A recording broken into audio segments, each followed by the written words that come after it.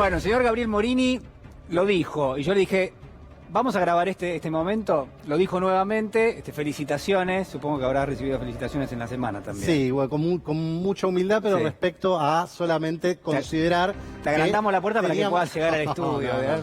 No, por favor, tenía que ver con información y con, bueno, un análisis respecto a cuáles podrían llegar a ser los escenarios. Bien. Finalmente se dio de esta manera. Aquí tenemos el fallo firmado por la Corte Suprema de Justicia, viernes, última hora. Vos sabés una particularidad, el fallo lo firmaron todos los jueces.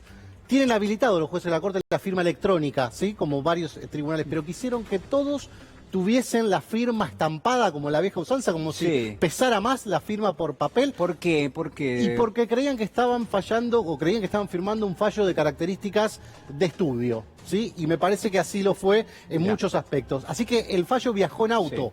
Viajó en auto desde Santa Fe, por ejemplo, a Capital Federal y recorrió las distintas casas de los jueces de la Corte para que firmasen. Salió mayoritario, 3 votos que conforman el tronco del fallo en particular y un voto concurrente de Horacio Rosati por sus propios argumentos. Y también fue concurrente la disidencia parcial, o sea, con el fondo de la cuestión que era el rechazo de la acción declarativa de certeza de Carlos Rosenkrantz. Sí, la diferencia es que se apoyó Rosenkrantz mucho más en lo que era el dictamen del procurador Casal, que lo conocimos el martes, que básicamente decía no hay lugar, no hay caso, no hay competencia originaria, no tenemos nada que analizar, no hay nada que analizar en la Corte Suprema respecto a este punto. Vemos la clave. Vemos las claves del fallo porque fue muy importante, hay que verificar, muy importante, que ese óbiter, esos considerandos, son los que en definitiva fueron parte de la interpretación posterior. Claro. ¿Y por qué decimos que todos festejaron este fallo?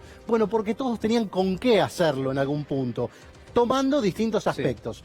A ver, para que quede claro, la acción declarativa de certeza se rechazó. En términos jurídicos, no prosperó. ¿Qué quiere decir esto? Que mientras el Senado le decía, necesito que me des la certeza de que todo lo que yo de alguna manera termine sancionando a través de manera virtual no puede ser declarado fuera de lo constitucional. ¿Esa certeza? No la tenés. Esa certeza no la tenés. Bien. ¿Hay blindaje? Después lo vamos a ver. ¿Hay un blindaje? No, es la respuesta. Bien. Ahora, dicho lo cual, hay muchos elementos que le sirven a la política para festejar. ¿Y por qué te digo festejan todos? Porque después del fallo, obviamente, los seguidores de la expresidenta y todo el kirchnerismo estaba exultante respecto a la decisión mayoritaria. Ahora también estaban festejando, ¿sabes quiénes? Los estudios de abogados más importantes del país. ¿Por qué? Que son, en definitiva, quienes pueden, en algún punto, ser los abogados de los destinatarios del impuesto a las grandes fortunas. ¿Por qué? Porque el fallo era jurídico en ese punto. Y lo que se dice es que se ha inaugurado, de alguna manera se ha profundizado este tema de las sentencias colaborativas. ¿Qué quiere decir? Bueno, vos me viniste a hacer una pregunta, yo no te hago lugar a tu acción, pero te doy una respuesta, te doy un camino, te doy mi impresión. Esta impresión para nada puede ser tenida en cuenta como un adelanto de opinión o un prejuzgamiento o un vía libre. Es decir, que la Corte abre la puerta para eventualmente, en todo caso, decidir más adelante en función de que se le presente un caso. Exactamente, ese es el punto central. A ver, veamos las partes que son importantes para tomar en cuenta todo este conjunto. Se resuelve que el Senado de la Nación, esta es la parte resolutiva, tiene todas las atribuciones constitucionales para interpretar su propio reglamento en cuanto a la manera virtual o remota de sesionar, sin recurrir a la Corte Suprema de Justicia de la Nación, por lo cual se rechaza la acción inicial. Es el término resolutivo. Obviamente, si no estuviese la palabra rechazo, hubiese sido absolutamente redondo para la presentación que hizo la vicepresidenta respecto a este punto. Pero se rechazaba, sin dejar de mencionar que tiene todas las atribuciones el Senado para decidir si hace o no hace una sesión remota. Pero veamos lo importante, porque aquí hubo un eje central que es el considerando 16. El considerando 16 es quizás el más político de todos, el más extenso que tiene el fallo, pero es el que da ciertas claves para que se pueda analizar esto como un triunfo político por parte de la expresidenta. ¿Qué dice la Corte? En el voto mayoritario, el llevar adelante las sesiones del Senado bajo una modalidad remota en lugar de la tradicional forma presencial orbita dentro de las atribuciones propias del Poder Legislativo referentes a la instrumentación de las condiciones para crear la ley. Además, tal posibilidad no configura per se riesgo alguno de interferencia en las atribuciones de demás poderes del Estado. ¿Esto qué quiere decir? ¿Es constitucional? una sesión virtual? Sí. A priori sí. Sí.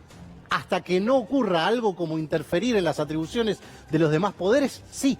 O sea, técnicamente, conceptualmente podríamos decir sí. ¿Y por qué uno puede decir que no está blindada la posibilidad de sancionar algo a través de este sistema? Ahora te voy a decir por qué A ver. y cuál es la importancia de que la Corte no haya encontrado un caso. Esto es, sesionar de forma remota o presencial no supone en sí misma una posible invasión del Poder Legislativo al ámbito de competencias que la Constitución asigna a los demás poderes del Estado. Sí. Esta es una suerte de aclaración. Todo lo que hagas dentro de estas facultades no es un problema para la Constitución. Pero ¿qué más dice también la Corte en ese considerando 16, que es el más importante a la hora de considerar cuáles son las distintas opciones que tiene ahora el Poder Legislativo? Nada dice la Constitución, dice el considerando, sobre el lugar o la forma presencial o remota en que deben encontrarse para sesionar, deliberar y votar los legisladores de cada Cámara. La Constitución, al poner en cabeza de cada una de sus cámaras el dictado de su propio reglamento, sí, reconoce a cada una de ellas la autonomía necesaria para regular su propio funcionamiento. Esto es, vos tenés un reglamento, lo podés modificar, tenés todas las atribuciones para hacerlo, nada dentro de esto puede generar que sea una falta constitucional, de manera que, adelante, este es el guiño, esta es la luz verde que se leyó como un aval a las sesiones remotas. Veamos qué más tenemos para señalar en este punto. Ello, claro está, atención con esto, ello, claro está, siempre que en su diseño e implementación no ignoren las restricciones constitucionales que sí existen y se cumplan con los recaudos que la ley fundamental, la Constitución, sí establece respecto al procedimiento de deliberación y sanción de las leyes. ¿Qué quiere decir esto? Vos podés modificar tu reglamento, podés interpretar las sesiones virtuales. Ahora, no podés hacer nada que la Constitución te impida dentro de ese procedimiento. De manera que lo que tenemos ahora son las dudas que surgen tras. ¿Cómo seguimos con el fallo? O sea, ¿qué es lo que propone la Corte? Y bueno, hay algunas consideraciones que son importantes a la hora de verificar esto. Repasamos. En principio, la pregunta, ¿se modifica el reglamento actual o se interpreta que habilita las sesiones remotas ya interpretado en la causal de gravedad institucional, que es algo que está en el reglamento de la Cámara de Senadores? Bueno, es la primera pregunta. Bueno, imaginemos qué pasa.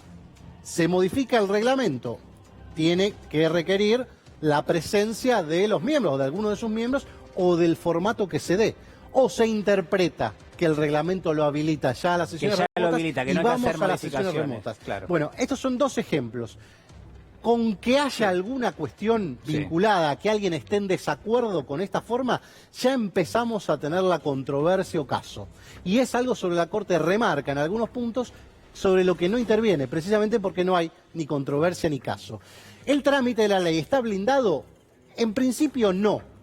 El concepto de sesión virtual lo que hace con este considerando 16, a nuestro análisis, al personal, es disuadir. ¿A quién disuade? A los buscacautelares, digamos, a los que recortan la tapa del diario que y calzan denuncia, ¿no? Claro. Que siempre están, y en ese sentido es probable que queden disuadidos con los considerandos porque fueron muy explícitos, no fueron apenas mencionados, fueron explícitos. De manera que la Corte, y la Corte tampoco fue empujada a tomar esta decisión, ¿no? No hubo nadie que la obligue, digamos. No quiero meterme en el papel lastimoso que hubo, incluso por parte del periodismo, reflejando en una etapa absolutamente fuera de todo registro de la realidad. Faltando a un análisis, al más sensato análisis, a lo mínimo. Viso de lógica. Y tampoco lo que hicieron algunos legisladores Juntos por el Cambio, de denunciar a la directora de Asuntos Jurídicos, Graciela Peñafort, por el tema de unos tweets. La verdad es que si alguien conociera el funcionamiento real de la Corte, se daría cuenta que casi te diría, de los 5, tengo dudas sobre uno, pero de los 5, que nadie mira Twitter. Nadie mira Twitter. Nadie mira ¿Sabes qué? Se lo vamos a preguntar a ella.